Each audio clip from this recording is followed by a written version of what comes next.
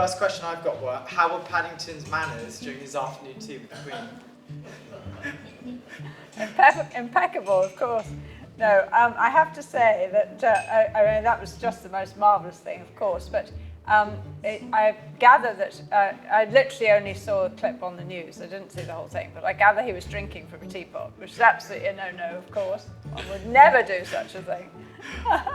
But he was his deportment was very good. I did notice that he was sitting correctly and he was sitting to attention. To see how. Somebody said that did he throw an eclair or something at the footman? Something like that. Something like that. So, yeah. So I think he will be forgiven for all sorts of things. But had he been on the guest list, he perhaps wouldn't be asked again. Does his status matter as a national treasure? Does that give him some leeway? Absolutely. He's going to be allowed to repeat, I'm sure. Yeah. Is it scone or scone?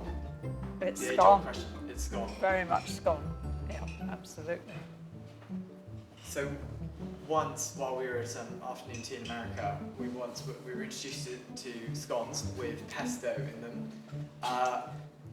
Do you feel there are limits to the menu of afternoon tea? I think there are definitely limits, and of course, all of these places are just trying to outdo one another with something more avant-garde by the day. But I don't approve of such things, I have to say.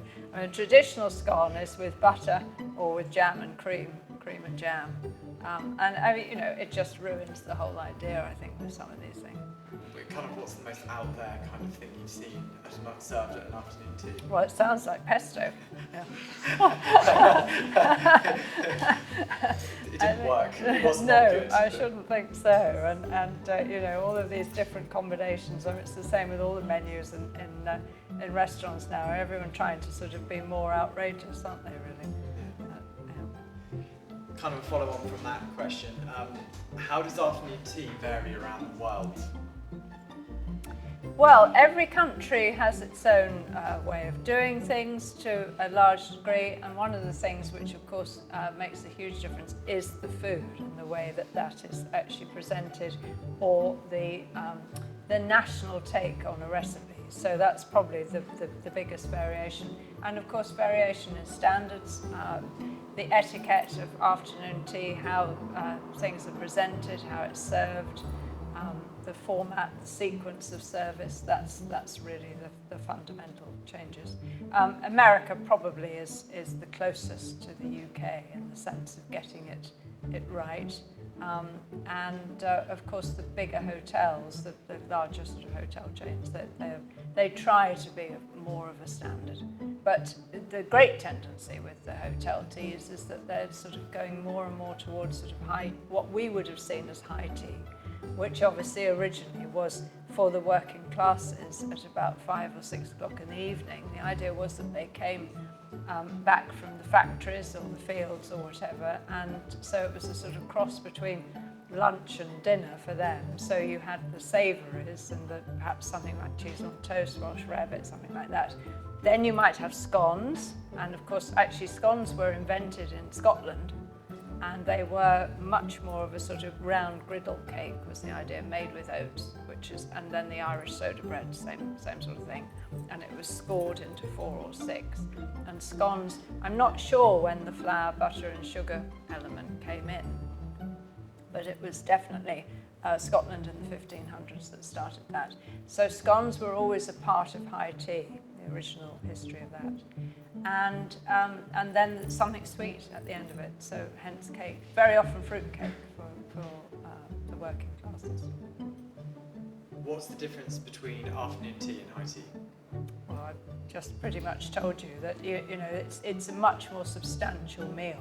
Whereas afternoon tea, the idea is it's all very dainty. You've got very thin crust, thinly cut finger sandwiches. Not too much variety of filling. So here we've got lovely smoked salmon, probably in cream cheese, egg mayonnaise, and watercress or cress, perhaps ham, something like that, something dainty. Cucumber, of course, standard filling. And then you would have scones either with butter or with cream and jam, or today, beautiful strawberries. June English strawberry time. And then you would either have dainty, fancy cakes or pastries, or one spectacular centerpiece cake, which of course today is absolutely stunning. Lovely lemon sponge.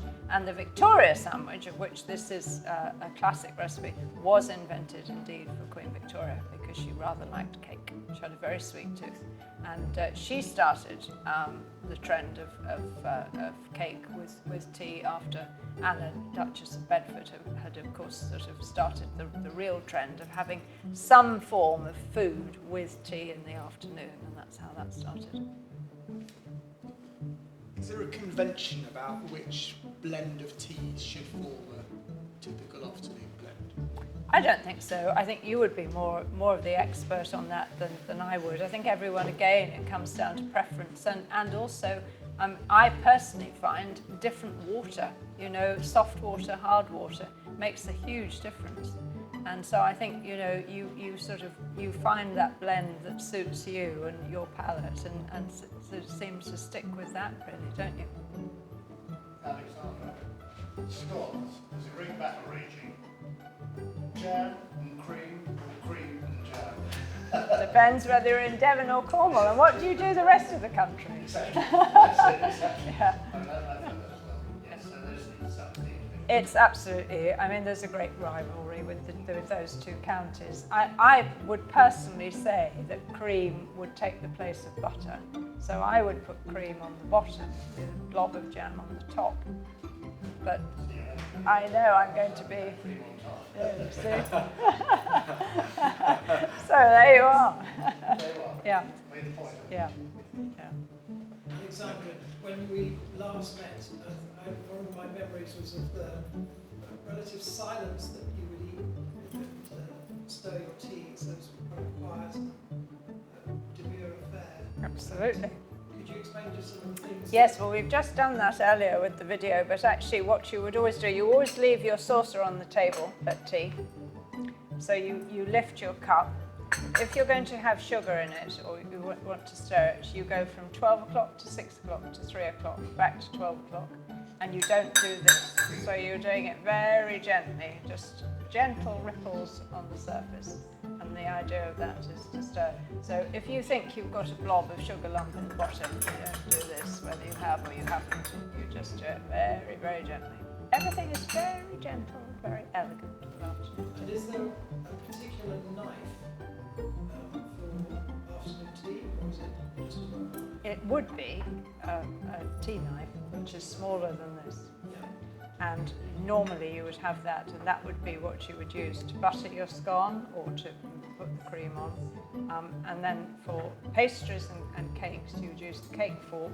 And the reason for not needing, therefore, a knife is that this has a slightly sharper edge and a leading edge, which is wider. And so you would cut with that, and then you would eat like that. And then instead of putting the tines down, which is a common mistake with non-British countries, you have it down like that to signify that you've finished. Any more questions? James?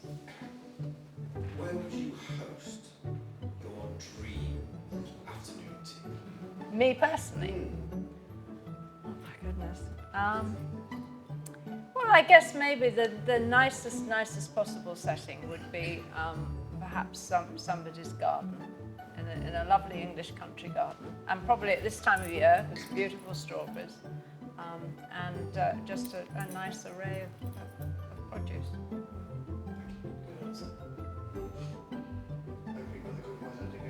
After yesterday when we were all frozen to death, yes, exactly. If you're doing it at home, do you offer two types of tea? Or more? I do normally offer Earl Grey as well, because some people and an like... afternoon blend? Yeah, usually. But because, I mean, I actually don't like Earl Grey, but a lot of people do like it, and they want to have that. So yeah, I probably would do. But I have to say I don't host it too often.